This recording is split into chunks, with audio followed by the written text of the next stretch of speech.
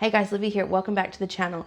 Today we're going to do some back to school baking because tomorrow is the beginning of term 4 and the final term, which is a shame because I actually had some really big goals that I wanted to achieve this year with school lunches. I really wanted to have a better handle of it, some interesting foods, things that my son would eat, high protein, all these wonderful Instagram worthy things, but I fell pregnant, I got really sick, and it just did not happen. But term 4, we can totally get it done this time around. So what I'm going to do today is I'm going to finish off some bagels that I started yesterday, and I'm also going to make some choc chip zucchini muffins. If I have any extra time, I might make something more, but I'm not guaranteeing it this time because it's late afternoon.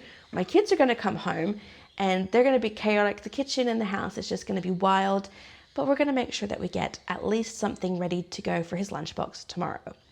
My goal, at least for the next couple of weeks, is to start building up on some of my components. So things like my baked goods, I want to have a wide variety in my freezer.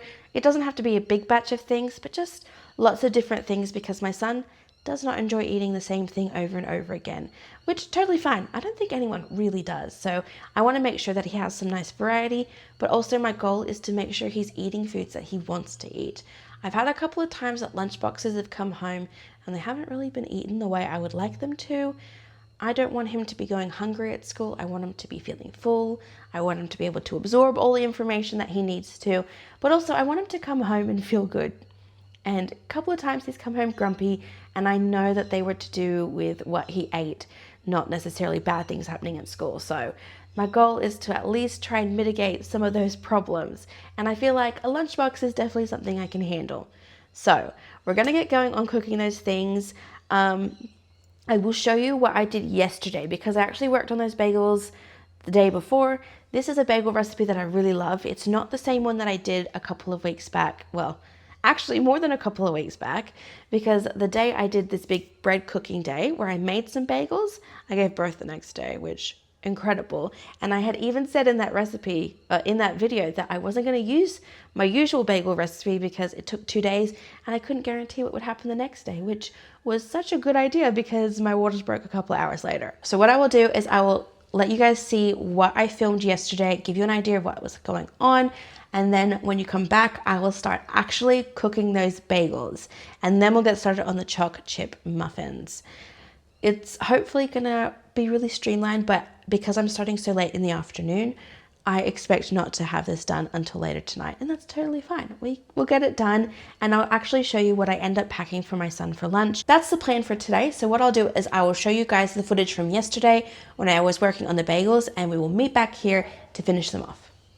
This recipe that I'm using is from a book that I have called The Bread Baker's Apprentice, which is why I'm not going to link it. I kind of have a weird thing, like if you buy the book, obviously they're trying to sell you the recipe, but this is a really, really good bagel recipe. I love it. It's not that difficult. It just takes a little bit of time. So what I'm doing here is I'm just creating the sponge, and it's essentially just yeast, water, and flour, and you let that sit for, it said 2 hours. I actually ended up letting it sit for a lot longer, and that's just because I had things to do and places to be.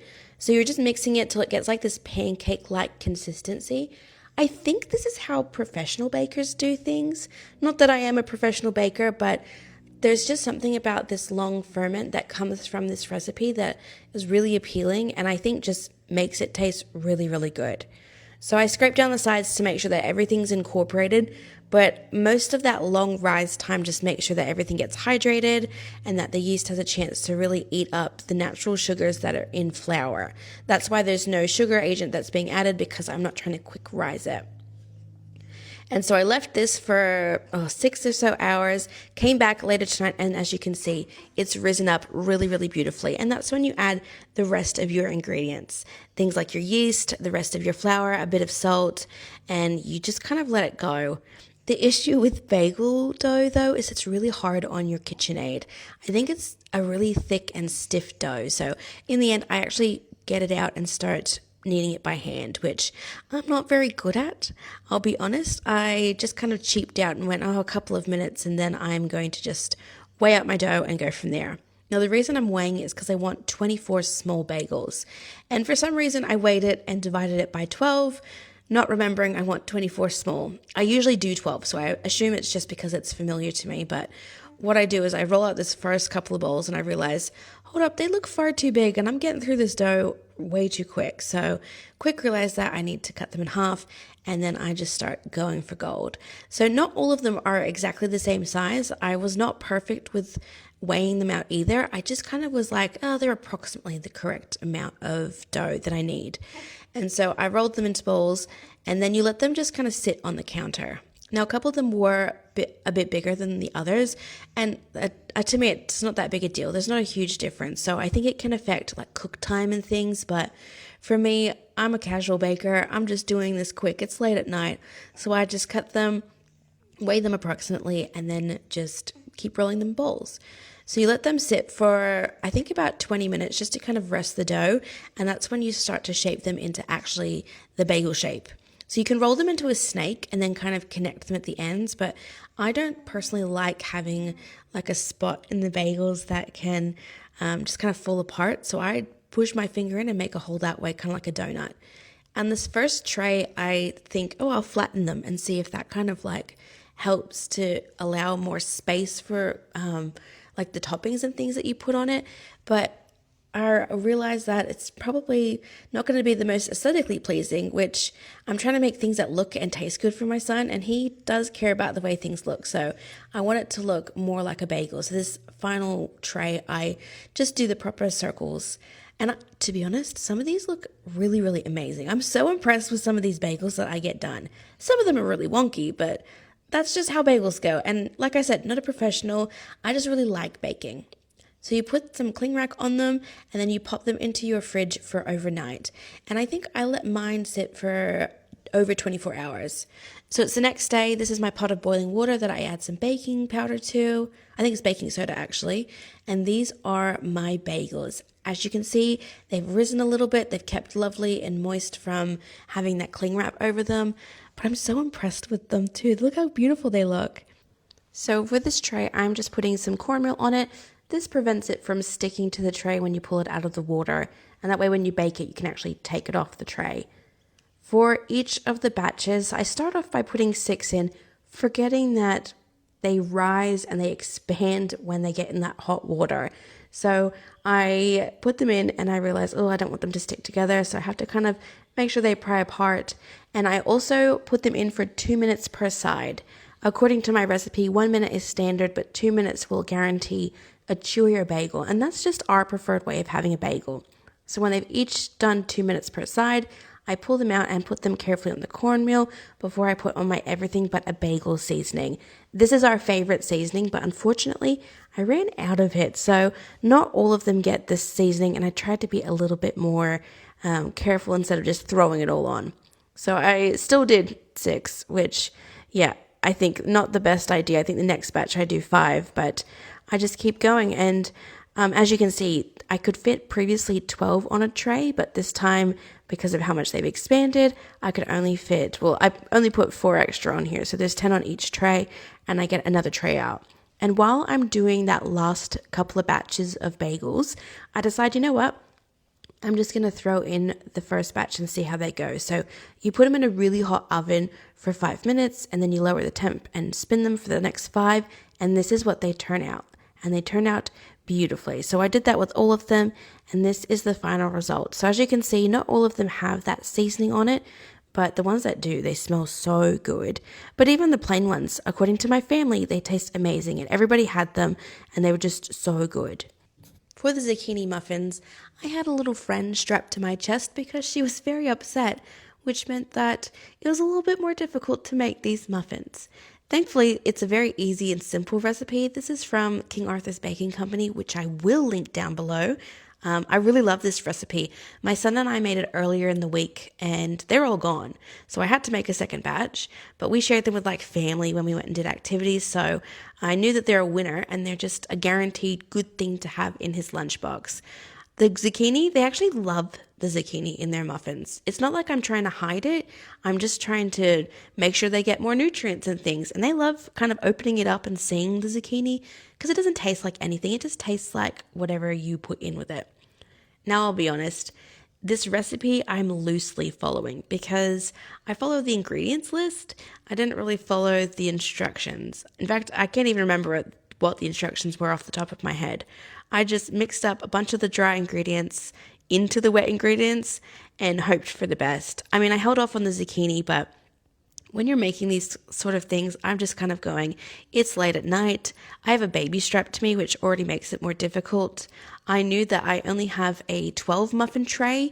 I only have one of them, and I knew this would make more than 12. So I'm already going, I'm going to have to do 2 batches of this. I'm tired. It's just, we're going to get this done. And you can't guarantee in the morning that I could do it because Eloise doesn't always sleep that great because she's only a little bitty baby. So, I'm doing my best, but I know that this will be something that my son will enjoy in his lunchbox. And what I'll do is I'll freeze the rest of them so that he can have them randomly throughout the rest of the term. So the zucchini goes in after everything else. I think it just adds in a really nice amount of moisture. I did not end up squeezing them, which I think you're supposed to, but I actually am glad I didn't because I felt that the mixture for some reason just was really dry. And then afterwards I added my choc chips, which when you do your zucchini muffins, like whoever measures their choc chips? I just shoved the whole bag in because that's just so much easier for me. What's not easy though is trying to put all the mixture into these little muffin holes because I'm carrying a baby and I'm trying not to get her wet. I'm trying not to get this mixture everywhere, which I still do all over the tray.